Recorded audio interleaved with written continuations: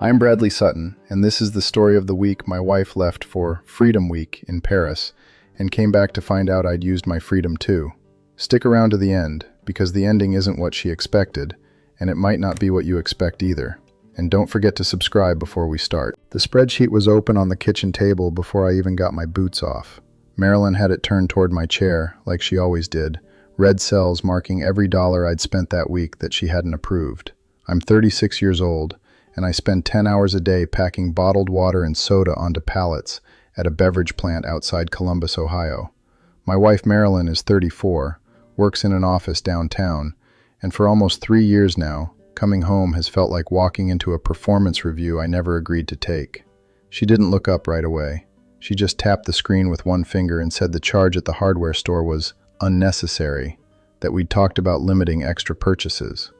I told her I needed a new drill bit because the old one snapped. She said I could have borrowed one. I didn't argue. I never argued. I made a joke about becoming a professional pallet stacker who wasn't allowed to own tools, and she didn't laugh. While you're listening, share in the comments which country you're watching from, and let's continue. That was how it went. She controlled the meals, the furniture, the weekends, even which of my old friends were allowed inside our house. Every time I pushed back, even gently, she called it unhealthy communication and told me I was making things harder. So I stopped pushing. I gave up my chair, my music, my Sunday football, and I told myself that was what marriage meant. That night, she closed her laptop and told me my silence was suffocating her. Then, without looking at me, she said she was going to Paris with Julia for a week, and I'd better use the time to fix myself before she got back. Marilyn left on a Tuesday morning with 2 suitcases and a phone, already filming their airport walk for Instagram, tagging Julia Reyes, 33, her best friend since college. She called it Freedom Week in the caption before they'd even boarded. I drove home from the airport drop-off feeling lighter than I had in months, and I hadn't done anything yet. Within an hour, my phone buzzed. Their flight got delayed 40 minutes, and somehow that was connected to me. She texted that the stress of our marriage had been bleeding into her nervous system for weeks, and she needed me to reflect on that while she was gone. I read it twice, then set the phone face down on the counter and didn't answer. That night I made 2 greasy sandwiches with the mustard she hated buying, put on Led Zeppelin loud enough to rattle the window glass, and watched a Reds game with my feet up on the coffee table she'd banned me from touching. I left my work boots by the door instead of lining them up in the closet like she required. Nobody said anything about it. Nobody could. My coworker Curtis Hale, 38, stopped by after his shift with a 6-pack, took one look at the television volume, and asked who I was and what I'd done with Bradley. I told him I hadn't done anything. That was the whole point. He laughed and said I looked like a man who'd been let out of prison early. I didn't correct him. Marilyn kept posting. Cocktails on a balcony, a caption about finally breathing again, a photo of her and Julia laughing under string lights. I looked at those pictures on my phone, alone in my quiet living room with a beer in my hand, and realized something that scared me a little. Her being gone felt safer than her being home ever had.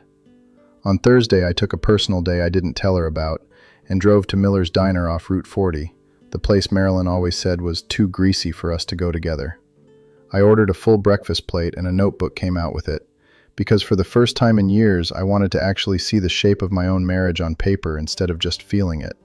I started listing. The house decor, chosen without me. Every vacation we'd taken, planned without me. Restaurants, holidays, which of my friends were allowed through the front door, all decided, all final, all handed to me after the fact like an announcement.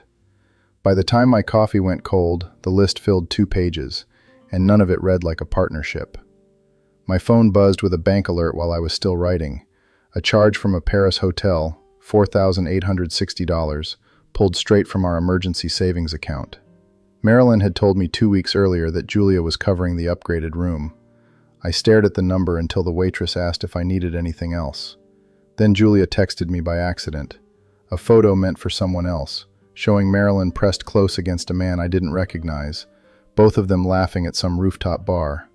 30 seconds later it disappeared, followed by a message that just said, "Ignore that, wrong chat, I'm sorry."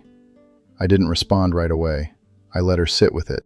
She called me an hour later, voice shaking, and told me the man's name was Luke Bennett, 39, a marketing executive from Chicago Marilyn had met online months ago. Julia said Marilyn had told Luke she was practically separated already, and that the trip had never really been about the two of them at all. I thanked her for telling me the truth, closed the notebook, and paid the check with cash. I called Gene Donovan the next morning, a 46-year-old divorce attorney a guy from work had used 2 years back. Her office was small and plain, no soft music, no tissues on the desk, just a woman who listened without flinching while I laid out the hotel charge, the photo, and 3 years of red spreadsheet cells. Jean didn't react with sympathy or shock. She just took notes and asked good questions. She told me to do nothing dramatic. No revenge spending, no dramatic phone calls, no confrontation over text. She said to gather our tax returns, mortgage documents, and bank statements, and to move only my legal half of our joint savings into an account in my name.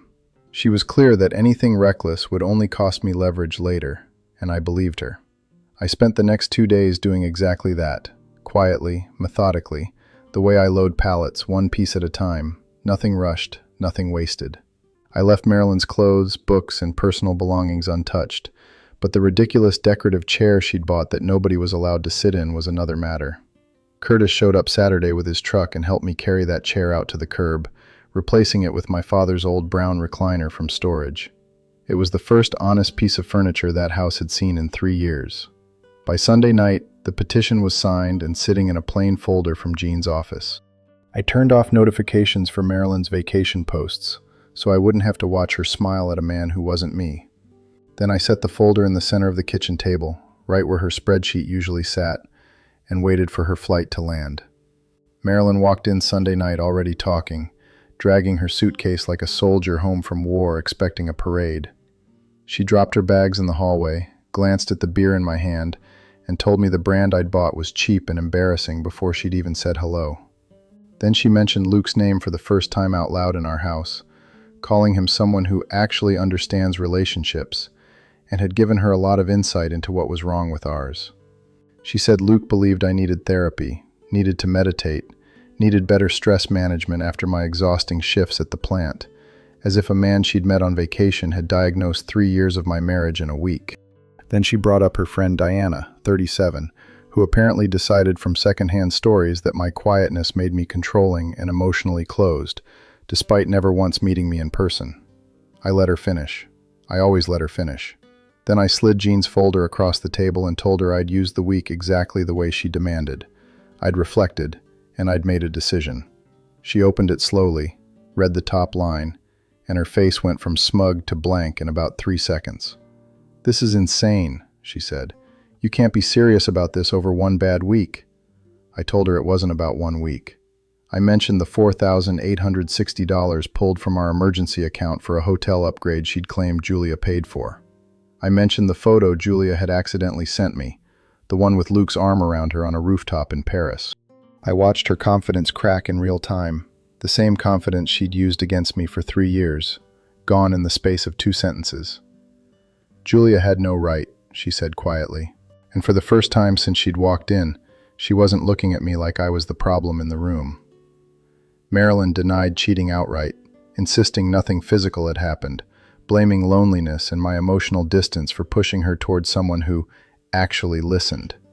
She grabbed a notepad from her purse and started writing a numbered plan right there at the table, a list of compromises where every single fix somehow still required something from me.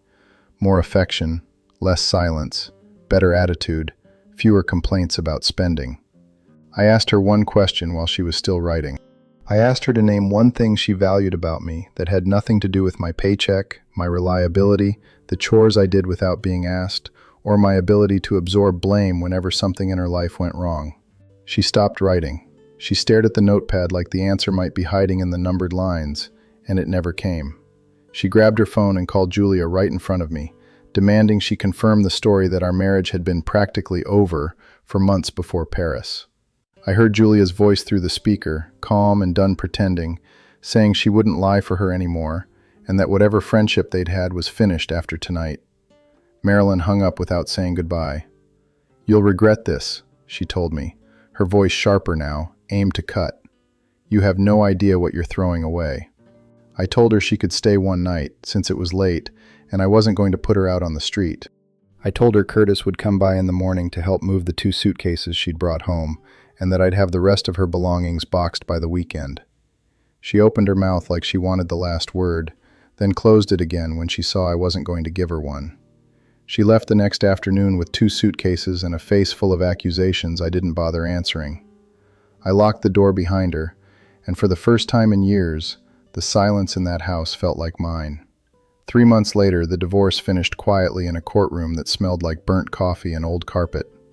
Marilyn kept her car, the sleek gray sedan she'd never once let me drive, and I kept the house along with a mortgage payment I could actually manage on my own. Jean shook my hand outside the courthouse and told me most of her clients didn't walk out looking that steady. I told her I'd had practice staying calm. I spent the following weekend pulling down every decorative piece Marilyn had picked without asking me, the abstract canvas over the couch, the glass bowl nobody was allowed to touch, the coasters that mattered more than the coffee table itself.